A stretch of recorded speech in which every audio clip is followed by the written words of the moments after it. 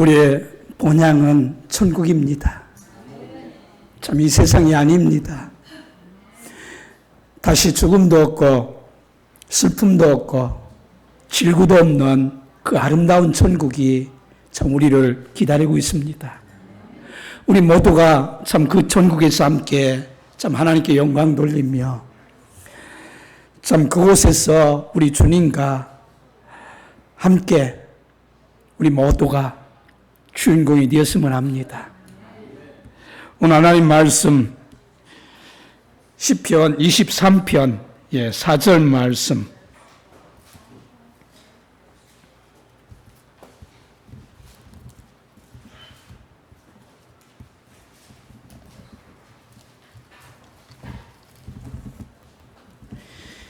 시편 23편 23장 4절 말씀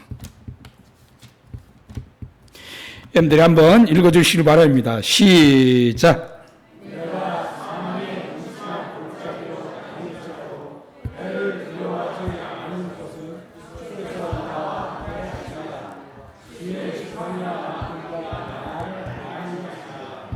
아멘.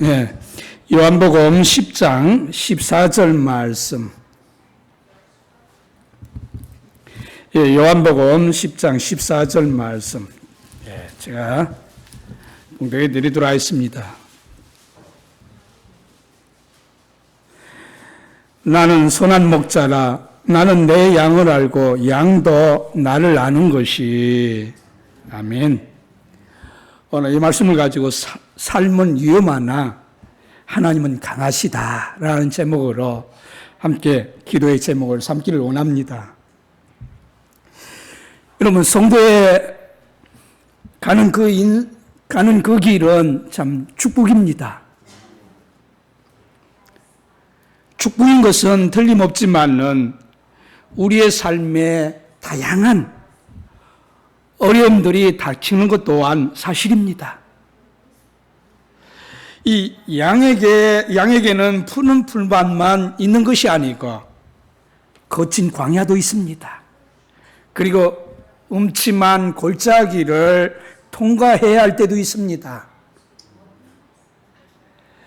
이 성도는 참 믿음으로 살아가지만은 또한 믿음으로 살아가는 이 과정에서 예상치 못한 이 어려움이 닥칩니다. 참 저도 이 대전교회에 있었을 때에 전도사 시절 때죠. 어떻게 보면은 내 인생에 참 위기였습니다. 영적인 위기. 참 교회에서 고립될 수밖에 없는 그런 어려운 환경이었습니다. 그래 참 고민하다가 저는 어떤 사역자분을 찾아갔습니다. 참 저의 사정을 다 알이었습니다. 했을 때에 그분이 하는 말이 너는 그분 앞에서 죽어라. 그분을 온전히 선대하라. 제가 듣기 원했던 말은 그 말이 아니었습니다. 그러나 지금 돌아보니 그 말이 맞았습니다. 왜냐하면 하나님은 그것을 원하셨습니다. 나는 완전히 죽고 예수님만 살기를 원했습니다. 그랬을 때에 이제 당신은 전도사직을 그만두고 시골로 가십시오. 그런 말을 참 듣게 되었습니다. 어떻게 보면은 가장 큰 위기였었죠. 나 그때에도 저는 제 몸을 낮췄습니다. 성령이 힘을 주셨죠. 그리고 그분에 대하여 미움이 없었습니다. 오히려 하나님 앞에 참 나의 마음을 아리었습니다. 하나님 내 사정을 아시죠. 성전에 나가 참 마음을 드릴 때에 성령이 내 마음을 만져주셨습니다. 그리고 참 때가 되면 어떤 하나님께서 여러 가지 이러한 꿈들을 보여주시고 제 앞날의 미래를 하나님이 보여주셨습니다. 그리고 참 이제 때가 되면 참 하나님이 저를 목사로 부르셨습니다. 참 이 목회하면서 저에게 큰 도움이 되었던 것은 이 전도사 시절에 저는 광야를 맛보았습니다. 사망의 음침한 골짜기가 무엇인지 맛보도록 하나님이 인도하셨습니다.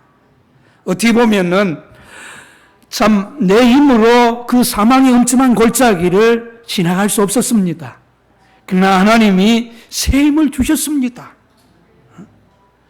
여러분, 이 성도는 믿음으로 오늘도 살아가야 하고 내일도 믿음으로 살아가야 하지만은 참 우리에게 순풍이 올는지 폭풍이 올는지 우리는 모릅니다. 때로는 우리의 부족으로 인해 오는 시련도 있지만은 이 순종의 삶을 살려고 애쓰는 가운데서도 내가 원하지 않았던 시련이 찾아오기도 합니다. 믿음을 지키면서 살아가도 어려움에 직면할 때가 있습니다. 바울을 보십시오. 얼마나 많은 어려움을 겪었습니까?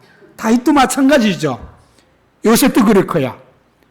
신실하게 하나님을 섬기는 모든 성도들은 이와 같이 어려움에 직면할 때가 있습니다. 그때 하나님이 우리의 신앙을 검증하시죠. 우리 믿음이 어느 정도인가? 정말로 정금 같은 그런 믿음인가? 하나님 보기를 원하십니다.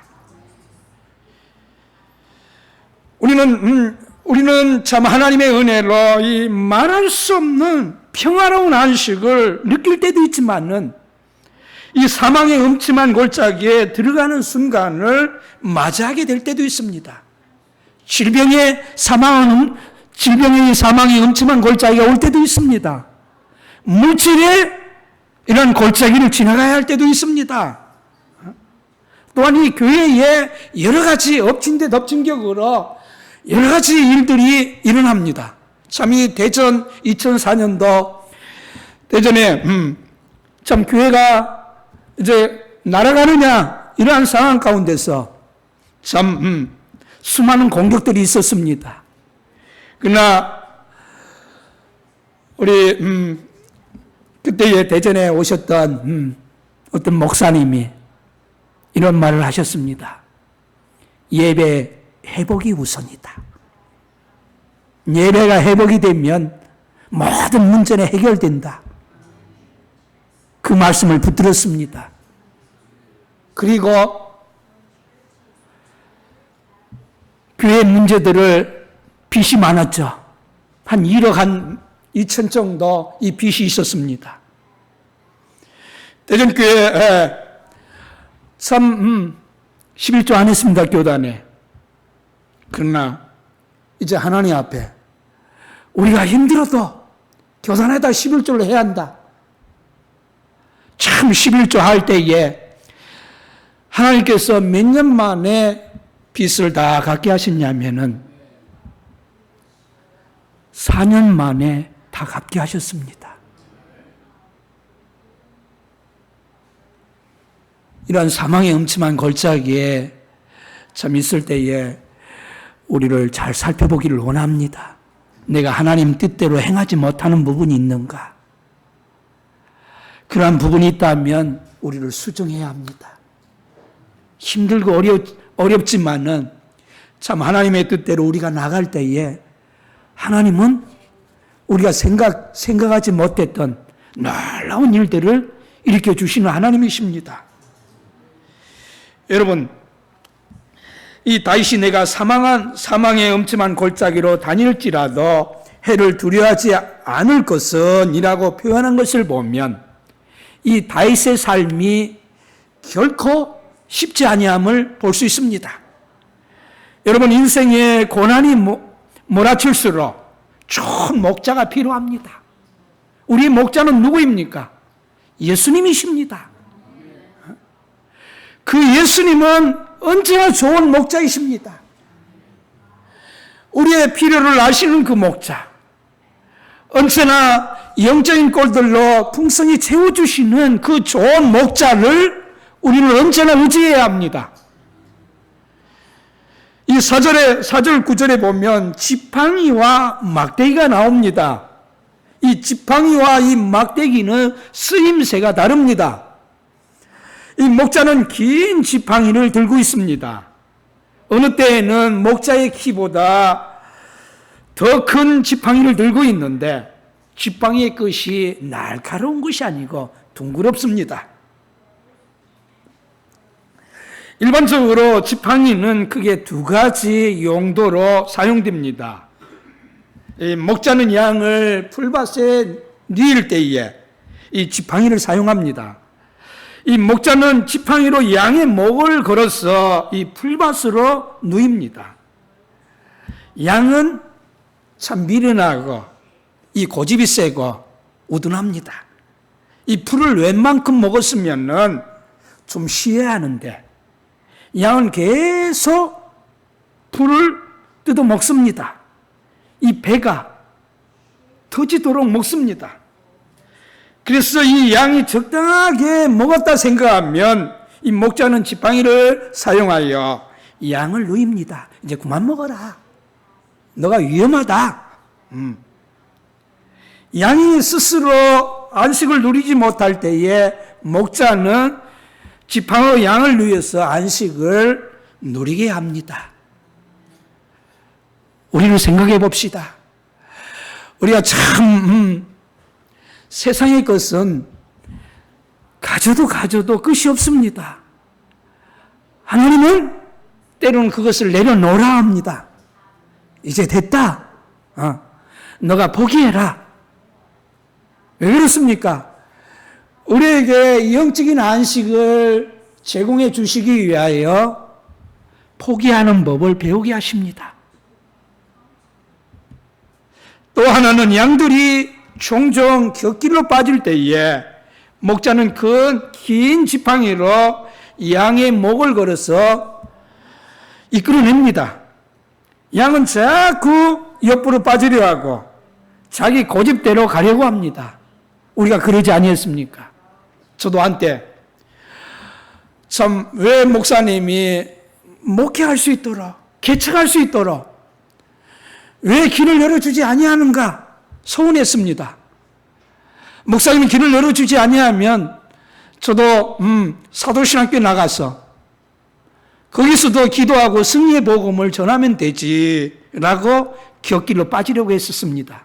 그리고 짐을 싸서 여관에서 잠을 자고 뛰쳐나가려고 했습니다. 그러나 그날 밤에 성령이 나에게 오셔서 너 한 영혼만 아니다. 너에게 딸려있는 그 영혼들을 생각하라. 그래서 하나님, 내가 어리석었습니다. 내가 곁길로 가려고 했습니다.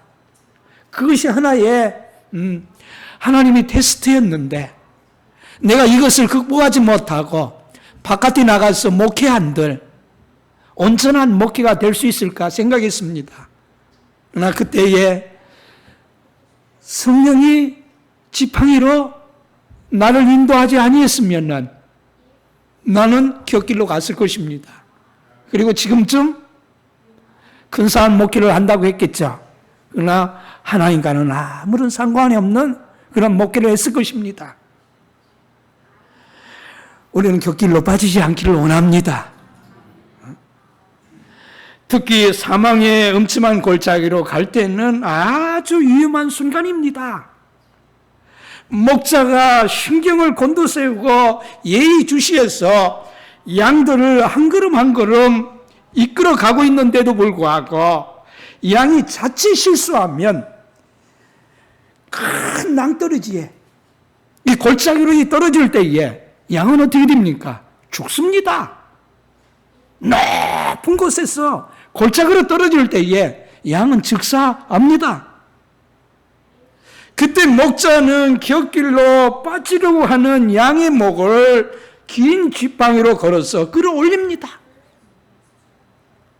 특히 사망의 음침한 골짜기를 지날 때에는 평소와 전혀 다른 상황이기 때문에 양은 목자의 집중적인 인도함을 받아야 하고 그래야 이 생명을 부지할 수 있습니다. 우리도 마찬가지입니다. 위기의 순간을 만날 때에 무슨 일이 일어날는지 우리는 예측할 수 없을 때에 우리는 집중해야 합니다. 누구에게요? 예수님께 집중해야 합니다. 평상시에는 우리가 예측할 수 있고 합리적이고 이성적으로 접근할 수 있는데 상황이 힘들어지고 특별히 시련이 반복되고 역처럼 시련이 끝이 없을 때에 고난이 길어지면 길어질수록 판단력이 흐려질 수 있습니다. 상황을 객관적으로 판단하지 못하여 자기 주관적인 감정에 빠져서 이 돌발적으로 행동할 가능성이 있습니다. 우리는 이것을 조심해야 합니다. 어려운 상황 가운데 두려움에 빠져 있으면 사람들은 당장 그 어려움에서만 빠져나오라고 이 발버둥을 칩니다. 그러다 보면 잘못된 결정을 때로는 내리기도 하죠. 시련의 때라는 악조건 속에서 자기 감정대로 사로잡혀 있는 그 상황은 매우 위험한 상황입니다. 우리의 마음을 잘 다스려야 합니다. 저는 참 이 목사로서 때로는 성도들하고 참 싫은 소리 할 때도 있고 그렇지만은 감정으로 하면은 내 영이 편안하지 아니합니다. 그리고 성령이 책망합니다. 양을 이룰 수 있습니다.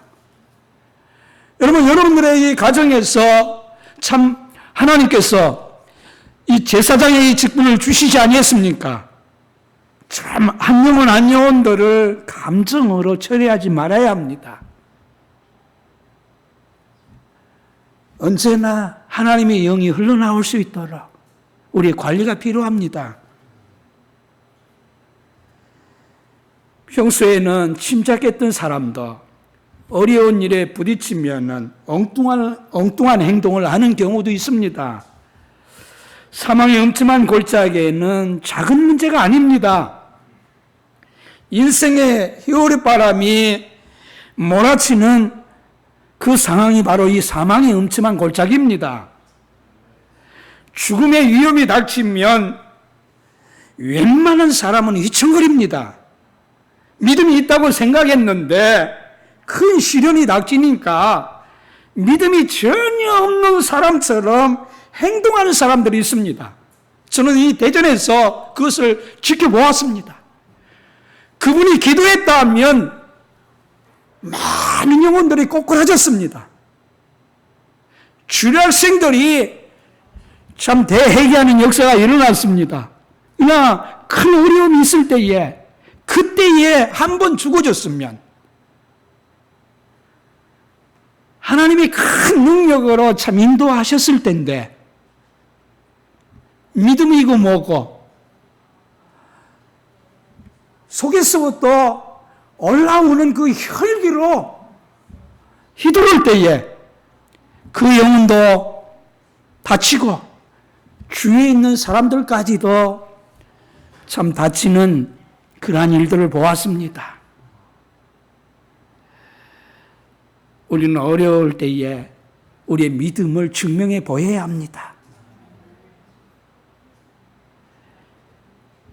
때로는 이분이 진짜 직분자였나 생각할 정도로 무참하게 흔들리는 경우를 볼 때가 있습니다.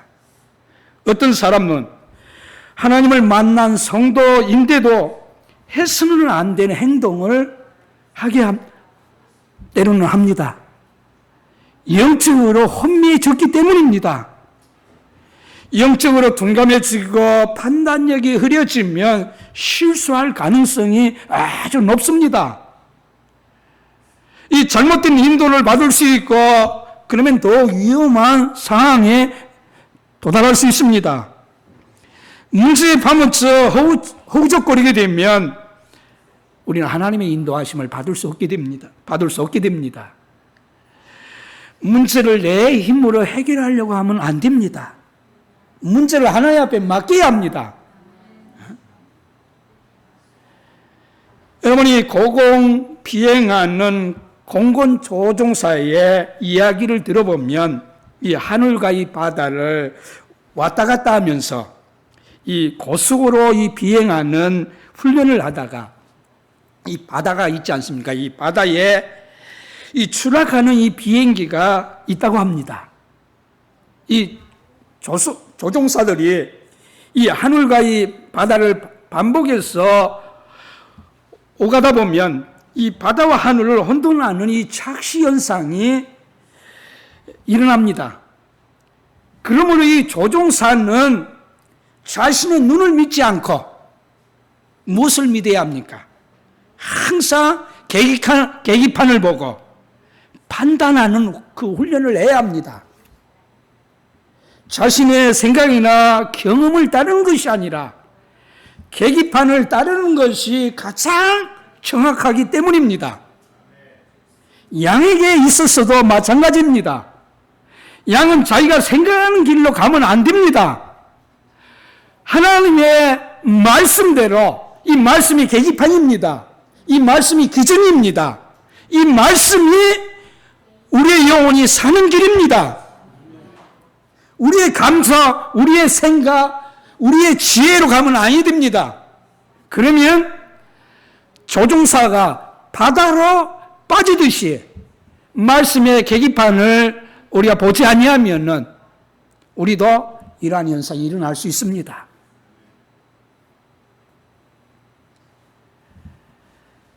여러분, 위험한 순간일수록 목자의 인도가 절실히 필요합니다. 그래서 목자는 양에게 가까이 가서 지팡이로 양을 이끌어냅니다. 양의 눈은 약시라고 합니다. 약시. 앞을 볼 능력이 떨어지는데 이 3m 이상만 넘어가면 물체를 보지 못한다고 합니다. 이스라엘 백성들의 모습이 그랬습니다.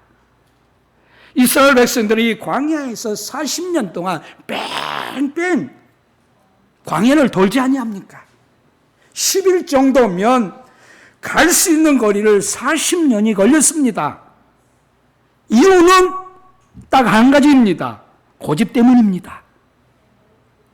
이스라엘 백성들은 목이 곧고 매우 거칠고 하나님을 향하여 삿대질을 하고 선지자를 향하여 같이 대들고 참 그래야 하나님의 참 마음을 상하게 한 백성들이 바로 이스라엘 백성들이었습니다. 목자의 인도를 거부하고 감정에 치우쳐 자기 주장을 따라가려고 했기 때문입니다. 우리는 예수님을 따라야 합니다. 이스라엘 백성들 같이 우리의 마음에 거친 마음이 있으면 참 회개하기 원합니다. 우리의 모든 감정을 십자가 앞에 내려놓아야 합니다.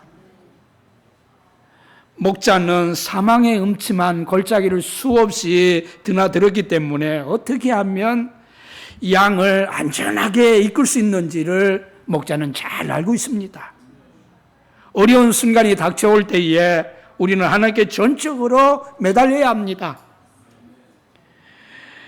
인생의 어려운 시간을 통과했던 분들을 만나보면 그때 더 큰 은혜를 받았다고 간증합니다.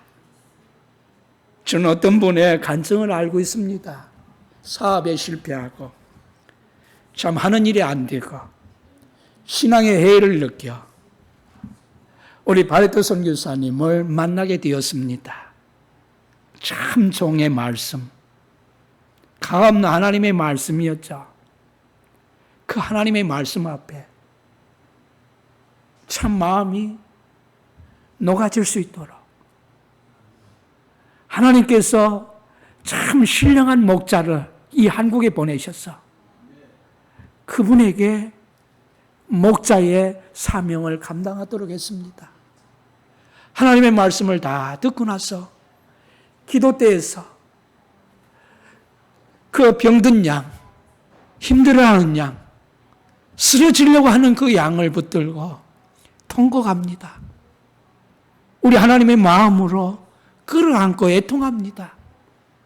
한참을 서로 마음을 참 나누며 하나님 앞에 영과 영으로 교통하며 간절히 간구했을 때에 그분의 심령이 회복될 수 있도록 우리 하나님이 인도하셨습니다.